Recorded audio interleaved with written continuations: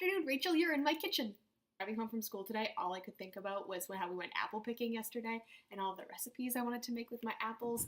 And it wasn't until later that I remembered I had to make a vlog, so you're going to try out a new apple recipe with me. Now, I don't know how many steps this is going to take, but I imagine it's going to be a few, so walk with me. Preheat your oven to 350 degrees. Step 2, put on your apron because, let's be honest, you're a professional. Oh yeah. Step 3, get all of your ingredients. The amount of ingredients in this recipe is almost laughable, so even a monkey could make these. Ingredients, 4 of them. First, cinnamon, Shaw's variety of champions. Flour, sugar, and 4 apples. No, not actually, I'll kill them all. But it is important to note that we need to decide what kind of apples to use. Unfortunately, there's actually no... See, I shouldn't have done it. Already making a mess. Cheese and crow. So don't use that one. Leave this one for your brother before he finds out that you dropped it. They should probably be Cortland's preferably, but at the apple place we went to yesterday, all they had were Max, so make it with Max. Once you have your 4 apples without any leaves or too much green, you're ready to bake.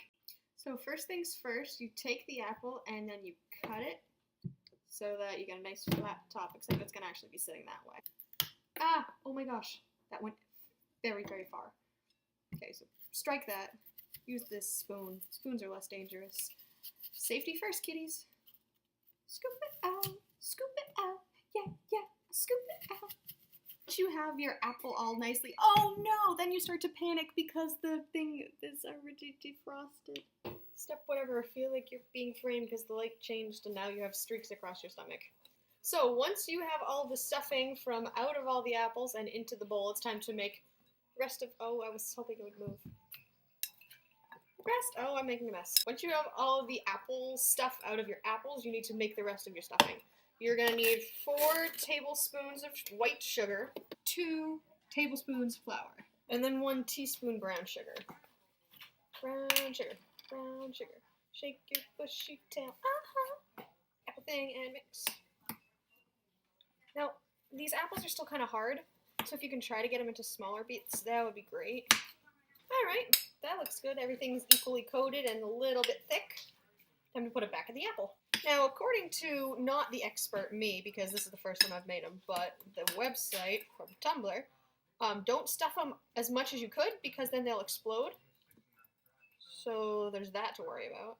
This is the point in the process when you realize that you have way too much stuffing for way too small of an apple, and that you're going to have to ignore that rule about overstuffing the apples, because it's just not going to happen.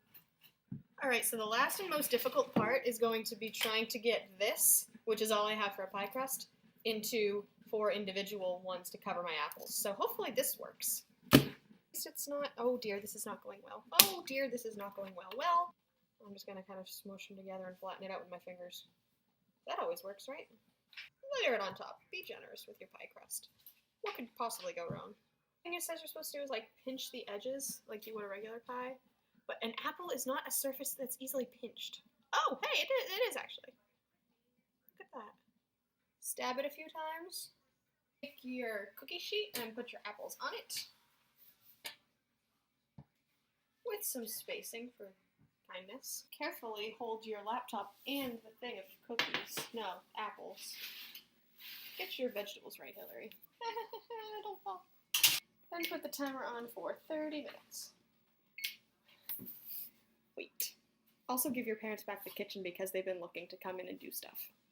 Step the next, start editing your video outside on your porch with your apron on because it's noisy in your house and you have to get going and doing things with your life. Time to check the oven. You'll need a fork. Ooh. Oh my gosh, those look good. They look brown on top. I'm going to take them out. They smell so good. That one exploded. Oh, actually 3 of them exploded. Okay, well, you can't have everything in life. And the last thing you do is eat it. I put it in the microwave and it kind of exploded even more, but oh my gosh. We had smell-o-vision, man. Man, so bite. Mmm. Mmm. It's super, super cinnamony, but this is really, really good. Oh my gosh.